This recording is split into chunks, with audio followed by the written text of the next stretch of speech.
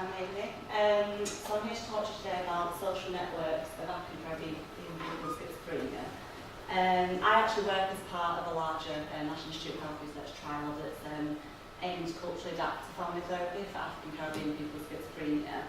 So I manage that trial, and this is kind of an add-on to that. So I'm doing a PhD alongside that, but if you want to talk to me about that, you can talk to me about that separately. But I'll just focus on the PhD work today. So I'm going to talk you, just briefly touch on the aims of the PhD, and then because I'm in my first year, most of my work should come to the kind of literature review.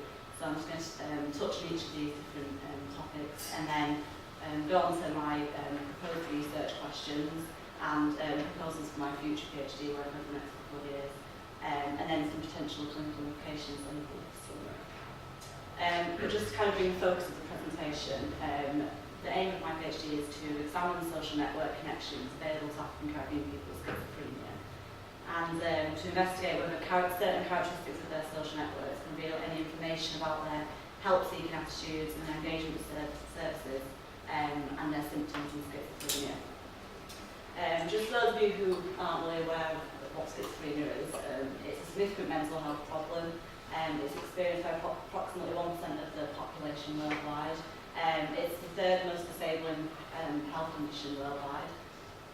It is heterogeneous in its presentation, and there's a lot of controversy around diagnosis, which we won't go into now, but the diagnostic, the statistic manual for mental health, these are the kind of characteristic symptoms. So positive symptoms which are maladaptive by their presence, stuff like paranoid delusions, auditory hallucinations, and disorder of thought.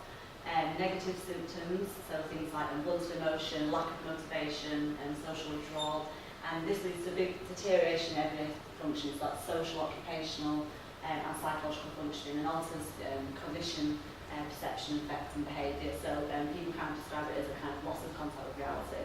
It's a massive burden on the individual and society. So the Schizophrenia Commission report recently showed that there's people with schizophrenia 15 to 20 years more likely to die earlier than the general population, and it's a huge economic cost. So approximately £12 billion a year is spent on schizophrenia, and about 20% of that is from people in inpatient wards.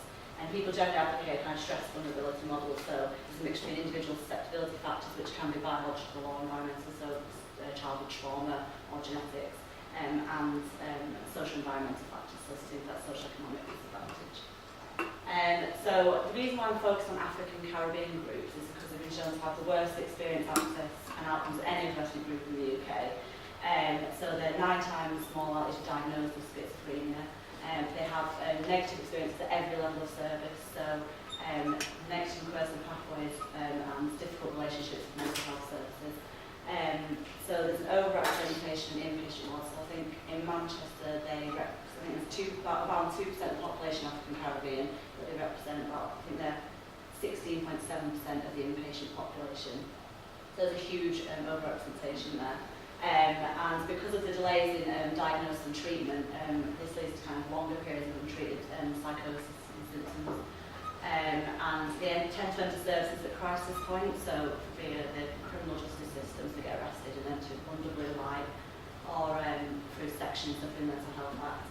And as inpatients, they experience higher rates of seclusion, restraint, and higher doses of medication, and less likely to offer psychological therapy.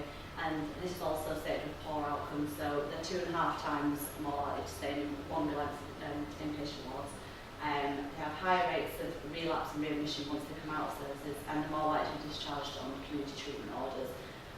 So this is just a kind of example of this kind of vicious cycle of delayed engagement, negative and coercive care pathways, and worse outcomes. And this can lead to massive levels of fear, mistrust, and avoidance, which then reinforces this cycle of disengagement. And my research is focusing on the breakdown of the social networks because of the nature of the way that African Caribbean people enter services, and because they're coming in and out of services, they're more likely to experience breakdowns in their social networks. There's a huge family burden, and more likely to lose contact with significant friendship groups because they're in and out of services. So why, a lot of people always ask me why are the high rates of schizophrenia. There's a number of different explanations, so you can ask me about that separately to this presentation, but I'm just going to focus on the role of social networks. So recent theories tend to focus on social adversity, social isolation, and the fragmented structure of social networks as potential explanations for the high risk. So African Caribbean people are more likely to suffer from parental separation before the age of 16, and therefore they have more family breakdown, more likely to be in foster care homes and in children's homes, and also they have a high risk of adult social adversity. So specific risk factors that are known to predict psychosis in the general population are actually heightened in African Caribbean groups. So they're more likely to be unemployed, they're more likely to come from poor backgrounds, deprivation, urban living and poor housing. And they're also more likely to be socially isolated, so African Caribbean people are more likely to be alone and more likely to be single parents in adulthood. And there's also other research, they don't just have fragmented social networks at the individual level, but also at the community level. So the ethnic density effect, that's basically saying that if you live in a small if your ethnic group comprises a smaller proportion of the population, then you're more likely to have higher rates of schizophrenia. And they've attributed that to the fact that they see a kind of perceived social disadvantage, so they're identifying strongly in an ethnic group that's subject to social disadvantage and discrimination. So that's going to lead to like internalised sense of inferiority, and that can kind of predict the higher risk of schizophrenia. So it seems like there's like a mixture of structural characteristics of social networks, both within families and communities that contribute to the higher risk. And there's also been like reviews on why negative pathways to care. So the actual access risk of psychosis alone doesn't predict why people have these negative pathways to care. And theories have kind of shifted to more like the social context and the way that people seek help. And people conceptualise this as like a dynamic social and cultural process where members of the social network who offer advice, support and beliefs and expectations actually influence how the individual responds and seeks help. So for instance, there's a lot of stigma around mental health in the African Caribbean community, and that can be a massive barrier to accessing help. And also like explanatory models about illness, so if you perceive illness to be, like African Caribbean communities do, to be evil spirits or social deviants or something like that, then you're less likely to believe in the diagnosis for starters, so you're less likely to seek help from formal services. And you might seek help from more traditional support networks, so spiritual advisors, pastors and family, rather than going for more formal help.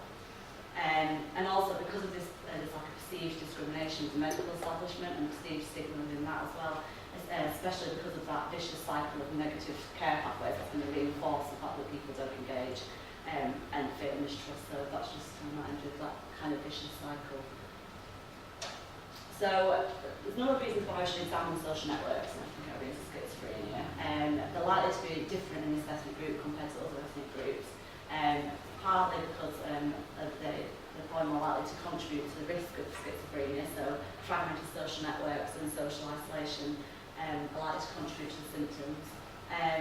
Also, social network members have just discussed like influence attitudes towards and engagement with services, and they're likely to be disrupted due to negative care pathways and actually lead to worse symptoms in the long run. So social network analysis is a tool that I'm going to use for my PhD, and just to give you a little brief overview, I'm not an expert in social network analysis and I'm still learning, so if there's any experts then correct me if I'm wrong, but basically it's described as a powerful tool for analysing patterns of relationships and the structure of relationships and the way they impact on the individual. So a basic network consists of, I'll just show the diagram, nodes, which are the people within the network, and these ties, which are like the lines. This is just a kind of graphic example of a network. So there's less of a focus on individual variables, but more of a focus on the actual characteristics of the social connections. So they measure stuff like size, that's the number of network members, and the frequency of contact with network members, the composition, which is like so types of relationships, so family, friends, who you go to for support, things like that, and the strengths of ties, so how close you are to someone might be a factor of the strength of tie. Whole network analysis is actually looking at the existence of social ties within a given population, so you need a well-boundaried population, so you've got to survey all the network members, and this isn't really appropriate for the research that I'm doing, mainly because it's not feasible,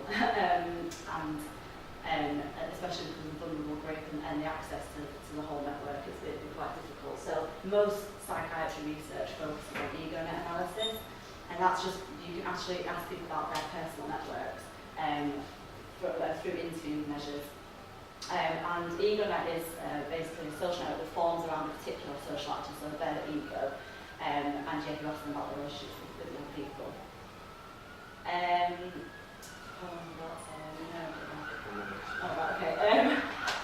So social networks, there's been a few studies on social network analysis and schizophrenia. Those of the researchers, none of them really look at formal social network analysis methods. So they might just look at like size and things like that, or they don't use like well-validated social network tools. So, but what they have found over the years is that there's disturbances in social networks and schizophrenia across kind of white British groups, but there's been less of a focus on ethnic minority groups. So these are kind of all disturbances that have been shown. So reduced size, more interconnected networks, but they consist of mainly family members and less friends. So as they increase their contact with services, they end up having more health professionals and more dependent relationships. And there has been some research looking at kind of relationship between social networks and outcomes, but that's just focused mainly on size. And it's shown that they kind of do like negative symptoms and quality of life and social functioning, but it's not looked at the kind of whole structure of the network.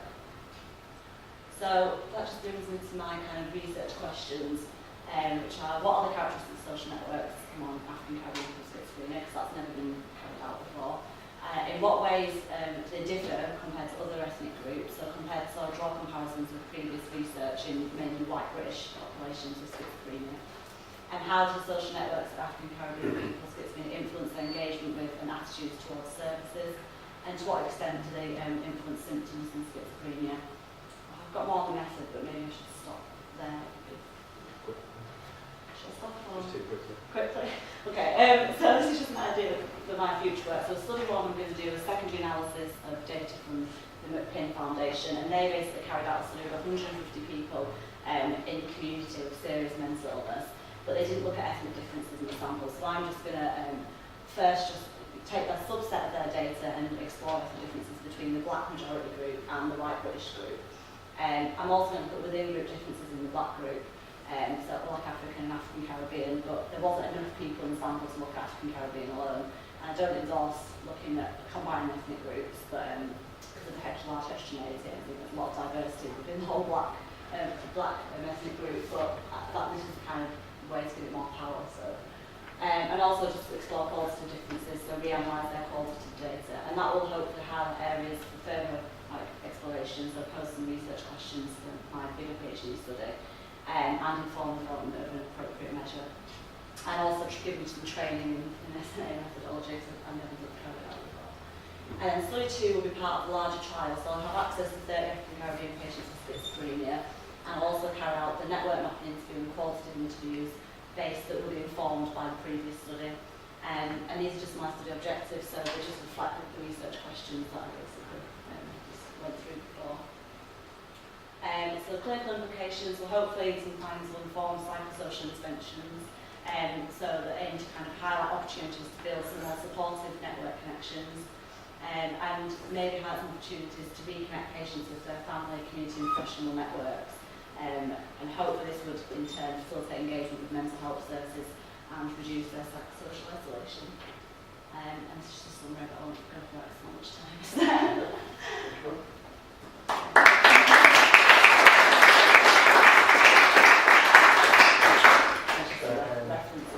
I'll throw the first question at you, Caroline. Yeah. So I noticed that considering it only affects 1% of the population, it costs a hell of a lot of money to treat it and to... Schizophrenia? Yeah, schizophrenia. So is it 11.8 billion? 11.8 billion cost to mental health, in 2011, yeah. So like, for interpersonal degeneration, what I work on, which affects approximately 80% of the population, that's about £12 billion a year as well. And then you have all the medical treatment and everything. I'm just thinking, how does it cost that much money to treat schizophrenia? Well, 20% of that is inpatient blocks and like that, so I think,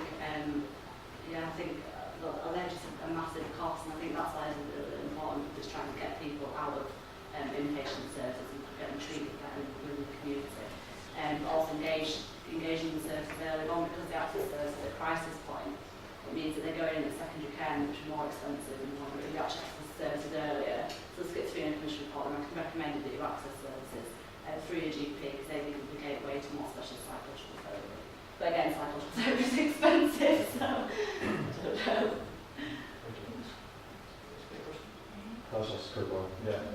wondering, are you going to collect the data about the social networks from the actual patients themselves? Yes, so 'Cause- that's the difference. Okay. Even analysis, you actually ask Right. the individual who's at the focus of the network. Okay. Whole network analysis, you have to ask every single person in the network and ask them about their relationships with each Okay. other.